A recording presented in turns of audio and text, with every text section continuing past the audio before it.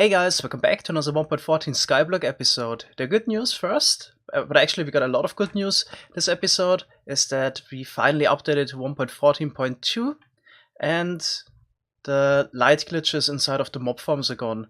They work now 100% of the time as they should. No more skylight inside of the mob farm, so we also get mob spawning at daytime again, which makes the mob farms efficient again.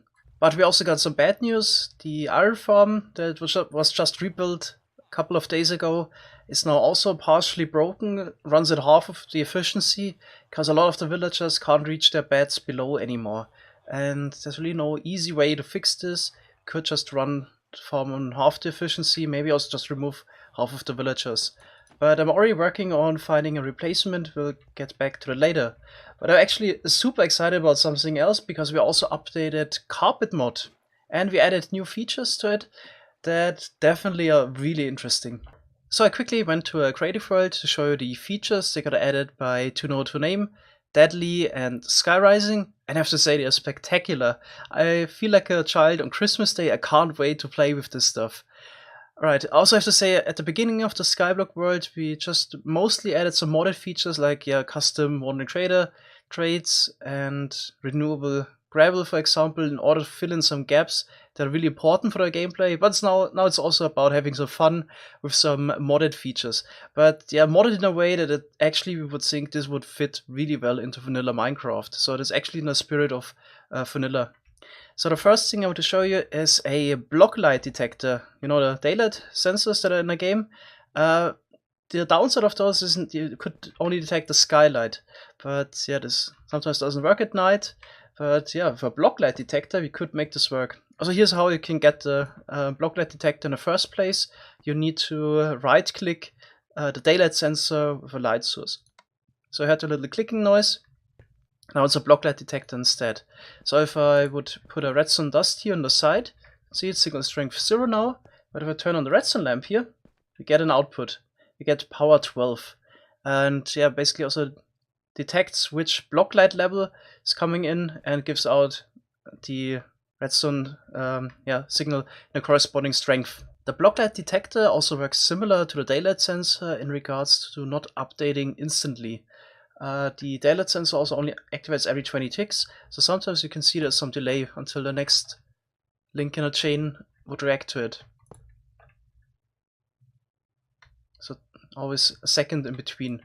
So this could on one hand be good, sometimes this would actually be something you want, but sometimes it's not really good.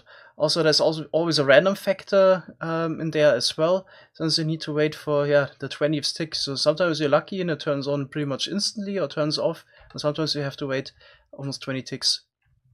Right, what would this be useful for? Not entirely sure, there might be some niche cases, but I think it's just a really nice idea, and of course it would enable wireless redstone.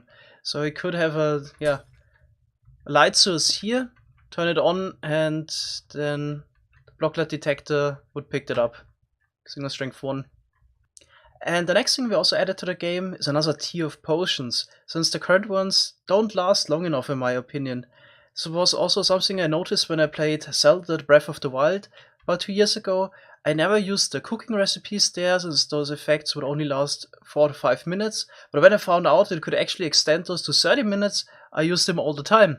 And I think something similar could also happen in Minecraft if we would just extend the duration from 8 minutes to 30 minutes. So we added another tier for the brewing stand. You could put redstone blocks now into the slot. Not quite sure why it doesn't show that. Maybe that also needs to be worked on a little bit. But anyway, now we can actually brew this 8-minute potion into a 30-minute potion. And if you have a tier 2 potion, then, so brewed with a glowstone dust, this would be extended to 15 minutes. The way this was implemented was also pretty smart, so we don't need to add new items to the game. We just rename the items. So basically they just get MBT data, and they would now last 30 minutes. You can also drink it, show you. Now we got speed for 30 minutes. Doesn't even show that. Maybe this also needs to be fixed. Yeah, and then here also got a speed 2 for 15 minutes. So this should definitely be long enough. And I'm quite sure I'm gonna use those potions now in survival actually, since yeah, there was always the issue that one potion would take away a whole slot, and drinking a potion every 1.5 minutes to get the speed 2 effect was just not worth it. But yeah, I hope with the new potion it will be. Also, I think it's balanced because one redstone block is actually quite expensive if you think about it if you don't have a witch farm, so I think it's actually balanced as well. But we got even more exciting new features and it's gonna get even better. So the next thing we added was renewable sand. We thought about how to do this for quite a while. Technically, I have to say, you can buy it from the wandering trader, but yeah, this is just way too slow to be feasible. I mean, a wandering trader is nice to get new things the first time, like buying the sugarcane finally, or buying a cactus, so you can get it and farm it, but actually buying the materials just from the wandering trader just doesn't cut it at all. I mean, for example, we AFK'd for 2 weeks now in order to finally get another lava trade, and this is just way too slow to be feasible. Technically, you can also still dupe falling block entities in 1.14, but we decided against doing this and added this instead. So an anvil that would fall at least 1 block would convert cobble into sand. And of course, an anvil that falls a single block also doesn't get damaged. So we could use this in order to make some kind of a sand farm. This will also be more challenging than just doing the sand dupers. So we're probably gonna have quite some complex machines if you want to preserve the anvils somehow. Really excited about that. And this would also be a way now combined with the silverfish mechanic to get concrete powder and concrete. Okay, now we can make sand out of cobble, but what about red sand? We didn't come up with anything better than a crafting recipe. So here you go, sand and red dye makes red sand. But there's even more. So soul sand is something we added to the wandering trader, but yeah, it's also way too slow to get a decent amount. So that's why Salandora came up with an idea that we could convert sand into soul sand if a mob dies on a burning in fire. So burning block on top of the sand if the mob finally dies. So this works with all mobs, creepers, zombies, everything. It will turn the sand into soul sand. So the soul is captured in the block.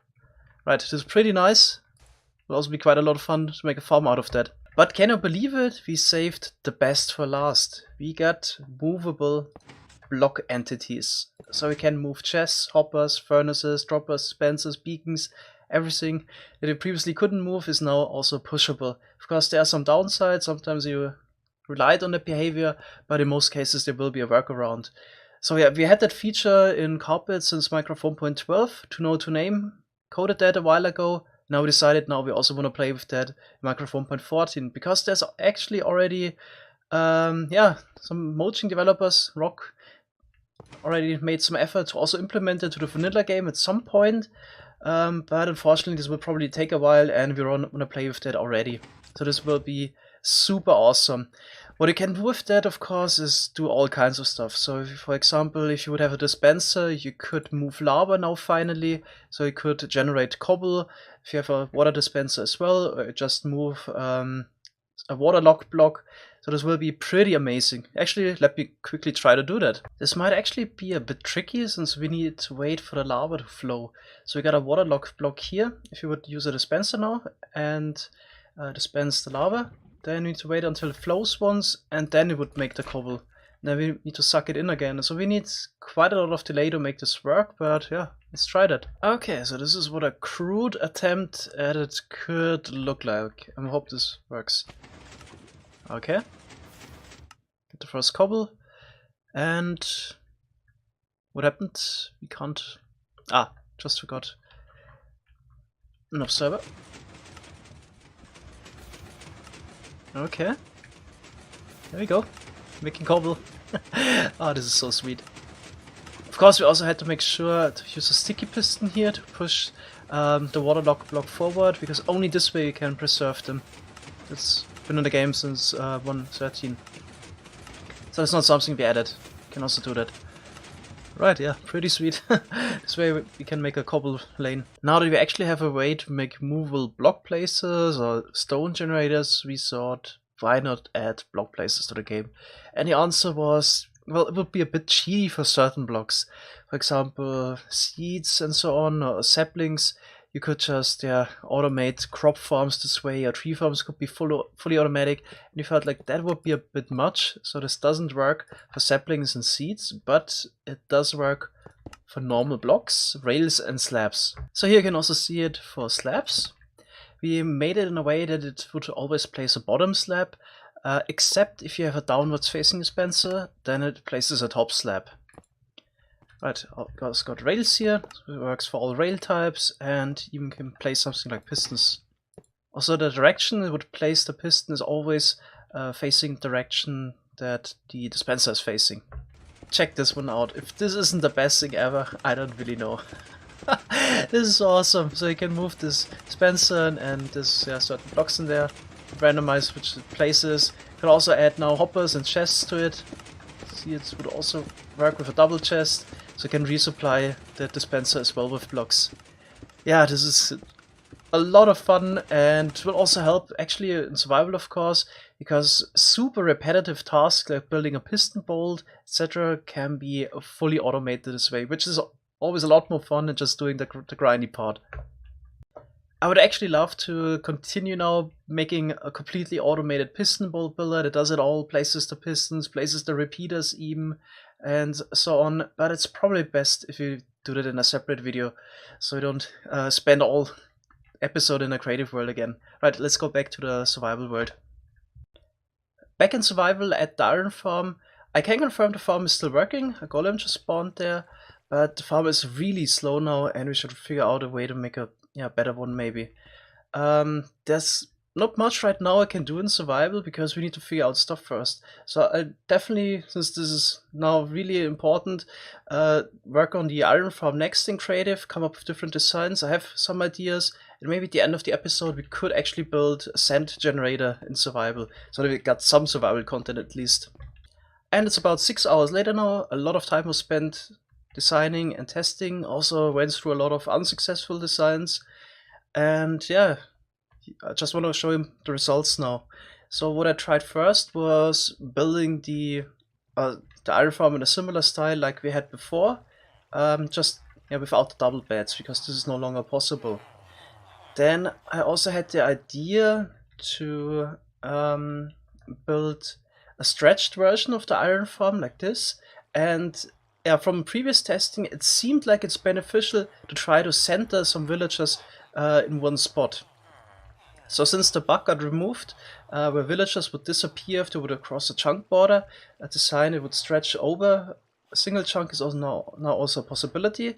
So that this was this design here, and then just to check if this is really beneficial to center them in the corners like this, I also tested this design here, where we got the workstations on the side. Right, then let's check the results. So all 3 farms have 32 villagers. And I was testing this, of course, tick warped for about 70 hours. So this should be a really reliable result. One interesting thing was that there is some kind of a degradation of the rates of the iron farms. At the beginning, most of them actually, like the first 5-10 hours, were around 200 iron per hour, but then the efficiency went down. I think this has to do actually with the bed and workstation selection. I've noticed that a couple of times that in still 1.14.2 some of the villagers would lose their workstation and select it again. I think this just gets randomized a little bit which villager is working in which workstation. Right, anyway, so design here, quadratic design yields 80 iron per hour, which is not a lot. But yeah, there were also some other nerfs in 1.14.2 to iron farms. For example, the villagers now sleep 12 hours a day. What a life. This of course affects the rates as well, since villagers sleeping wouldn't spread gossip, so the rates are even lower now. I think also the work cycle and the gossiping cycle got changed, so that they have less time gossiping now. Then the next one I tested was this one here, 113 iron per hour, and the last one was this one, 93 iron per hour. So with 32 villagers, it seems like this concept here is the best. Oh, there's another reason why this design here with the stretched beds is a bit better than the quadratic one is that we have actually more potential spawning spaces for the golems. So for example, if you would look at this, if a villager would stand in a corner, then golems would spawn in a 16 by 16 area around the villager. And if you look at that, then basically here the golem basically only has 2 sides where you can spawn at. But for example, pretty much all of that, the rest here is blocked by the layout. This is a bit better, since if you would have a villager standing here on the side, then there's still a possibility that the golem could spawn over there, and of course on this side as well. Also, I don't send the golems towards the middle on the top layer anymore. Of course, I'm also now using those spawning spaces for golem spawning, and just flush them to the side, and then they're funneled here at the bottom and sent towards the lava. Actually, it was really nice how this worked in the end, so the water ended up exactly like it should. It's pretty sweet. I was happy about it in designing. But here you can also see a problem with the iron farm. The villagers can't pathfind 100% reliable on beds. So I would say about 75% of the villagers are sleeping. And of course villagers need to sleep in order to spawn golems. So this is really important. Also in this farm here, the quadratic one is a bit better. Only 2 villagers didn't manage to sleep. But yeah, that's something we can maybe work on. So Captain Vutex had the idea to have the workstations in the center of the farm and the beds on the outside. We're gonna try that design next. So this is the design that Captain Vutex sent me. We got here the beds on the outside, scaffolding on top of the workstations. The villagers are able to reach the workstations below through the scaffolding. And here we got trapdoors on top of the beds, which makes the villagers go back to the middle afterwards. One problem I noticed is that the villagers don't go to bed reliably. But in Vutex's world, they did when they had blocks above. It's actually quite interesting. Does it happen again now that they start spinning? Okay, interesting. Now they make it towards the bed. They won't get out again. Oh, that seems like this could be quite helpful. Actually, also for the other farms. I wonder if I would try to put blocks above those villagers. No, actually all went to sleep. Pretty nice. Maybe it was because of the restart, which would also help. Okay, let's try it out. I can't put full blocks on top, but maybe if they have slabs on top. Will they also start spinning, or trapdoors at least?